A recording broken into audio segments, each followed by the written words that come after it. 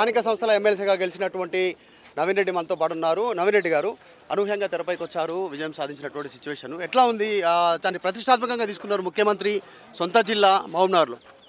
ముఖ్యమంత్రి సొంత జిల్లా కాబట్టి నన్ను గెలిపించిర్రు.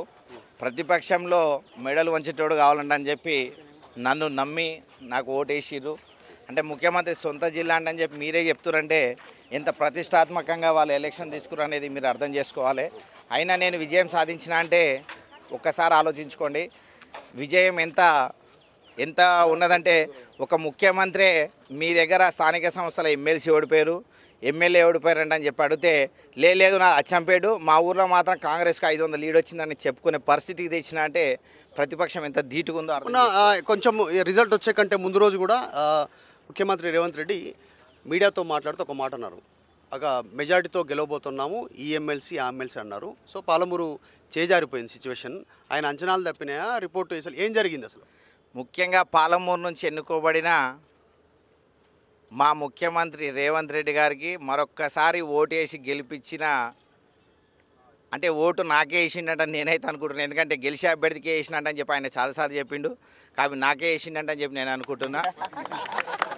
మెజార్టీ మంచి మెజార్టీ నాకే వచ్చింది కాబట్టి నన్నే ఆశీర్వదించినట్టు నేను. నవీన్ రెడ్డి గారు, ఒకటి నవీన్ రెడ్డి ఫోకస్ ఏంది? స్థానిక సంస్థల ఎమ్మెల్సీ గెలిచిండు, నెక్స్ట్ ఏంటి, ఏం చేయబోతా ఉండు? ఉమ్మడి పాలమూరు జిల్లాలో ఎమ్మెల్సీగా కొనసాగుతూనే నెక్స్ట్ ఫ్యూచర్ పాలిటిక్స్ ఏంటి? ఒకటండి, 420 హామీలను అమలు కాని హామీలను ఇచ్చి అధికారంలోకి వచ్చింది కాంగ్రెస్. 6 గ్యారంటీ హామీలను చూసి చాలామంది మోసపోయారు.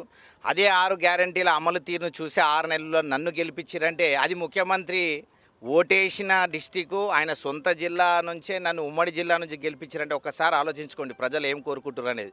అంటే 6 నెలలనే పతనావస్థితికి చేరిందంటే ఒక్కసారి ఆలోచించుకోవాలి. ఎందుకంటే రాష్ట్రం అంతా ఏదో అనుకుంటున్నారు, అదైతుంది ఇదవుతుంది అంటాను. కానీ డిస్టిక్ ఎలక్షన్ చూసినాక రాష్ట్ర ప్రజలు అరే ఎంత పని చేసుకున్నాం. మాజీ ముఖ్యమంత్రి గారు కేసీఆర్ గారు అనుభవంతో చెప్తే చాలామంది వినలేము, కానీ ఏదో తొందరపడ్డాము. అతి త్వరలోనే మా టీఆర్ఎస్ పార్టీ మళ్ళీ ప్రభుత్వం ఏర్పాటు చేస్తాను. ఉందా అట్లా సిచ్యువేషన్ పాలమూరు జిల్లాలో మీరు అనుకుంటున్నట్టు ఉందా? ఖచ్చితంగా ఉన్నదండి.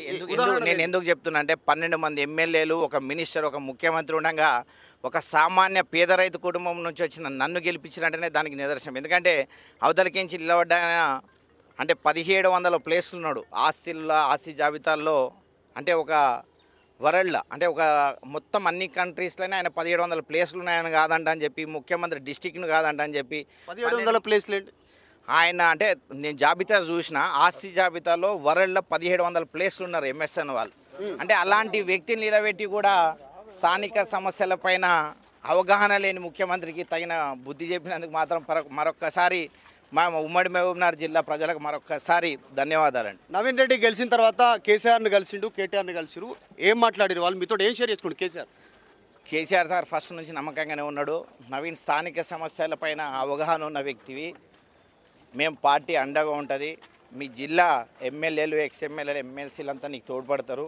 ఖచ్చితంగా పాలమూరు నుంచే నేను తెలంగాణ రాష్ట్రాన్ని తెచ్చిన, అదే పాలమూరు నుంచి నువ్వు గెలిచి మరొక్కసారి తెలంగాణ సత్తా ఏందో తెలంగాణ ప్రజలకు చూపెట్టాలి, ప్రతిపక్షాలు కూడా రుచి చూపించాలంటే నువ్వే సరైన క్యాండిడేట్ అని చెప్పి ముఖ్యమంత్రి రేవంత్ రెడ్డి గేట్లు తెరిచినామంటాడు.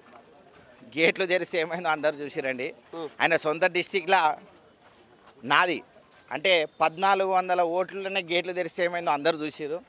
ఇంకా గేట్లు తెరిస్తే ఎవరు వస్తారో మీకే తెలియాలి. ముఖ్యమంత్రి ఛాలెంజ్ తీసుకున్నా మీరు గెలవడానికి రీజన్ ఏంది? అసలు ఏంది రీజన్ ఏంది? ఒకటి ఏం జరిగింది అక్కడ? ఎందుకు స్థానికంగా ఉన్నటువంటి వాళ్ళంతా నేతలు ఎందుకు నమ్మలేకపోయారు? మీ సైడ్ ఎందుకు నమ్మకం అంటే ఒక పేద రైతు కుటుంబం నుంచి వచ్చిన నన్ను నమ్మిర్రు, ఇండస్ట్రియల్ని నమ్మలేరు. ఎందుకంటే పారాషూట్ లాంటి వాళ్ళంతా అంటే స్థానిక సమస్యలపైన అవగాహన ఉండాలండి ఎవరికైనా. కానీ అంటే మన జిల్లాలో ఏ మూలల ఏమి పంటలు పెడితే బాగుంటుంది, ఎక్కడ నీళ్ళు రావాలి, ఎక్కడ ఏం చేయాలనేది పూర్తి అవగాహన ఉన్న వ్యక్తి మన కేసీఆర్ గారు. అలాంటి డిస్టిక్ నుంచి ముఖ్యమంత్రిగా రేవంత్ రెడ్డి గారు ఎన్నుకోబడ్డారు.